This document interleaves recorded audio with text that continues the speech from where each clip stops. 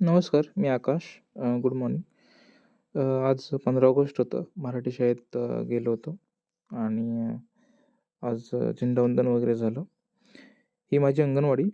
माझी म्हणजे माझ्या आईची अंगणवाडी आणि हा 7वीचा वर्ग. मी जेव्हा मराठी शाळेत होतो तेव्हा इथे होतो आणि खूप शाळा बदलली. लाईक नवीन खूप बदल झाला आहे. इतकी रंगरंगोटी आणि इतकं खूप खूप मस्त वाटतं आणि हे ग्राउंडमध्ये आम्ही क्रिकेट वगैरे खेळायचो. नंतर ग्रामपंचायतीत आलो होतो. झेंडावंदनसुद्धा इथे होतं. सो झेंडावंदन करून नंतर आम्ही देवळात गेलो. हे आमचं हसले देवीचं मंदिर. अ, अगोदर लहानपणी आम्ही खूप यायचो इथे. खूप मजा करायचो. जुनं मंदिरही खूप चांगलं होतं आणि आज जाऊन नंतर मी पाया पडलो. अ, मी आठवड्यातून 1-2दा जात असतो देवळात बसण्यासाठी असंच. अ, खूप शांत वातावरण असतं. खूप काही स्ट्रेस असेल किंवा काही असेल तिथं जाऊन बसायचं, आराम करायचा आणि नंतर परत यायचं घरी, यू नो. नंतर तुम्हाला एक लाईक इंटरेस्टिंग गोष्ट पहिलं तुम्ही ही पिंड बघून घ्या.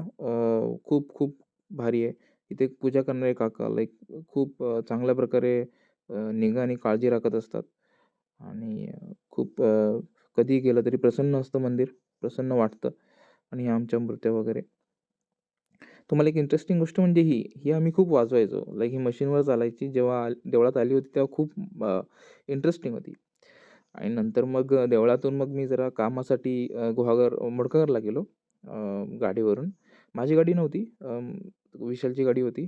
माझी गाडी कामाला टाकली आणि सिमेंट आणायचं होतं. सिमेंटची बॅग आणायची होती. सो ची गाडी घेऊन तिकडे गेलो होतो. दादा खूप आरामात काम असं वाटत होते. उचलत नव्हती बॅग त्यांना.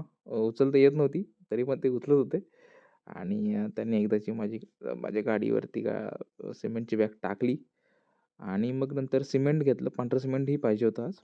नंतर गणपती बघायचे होते.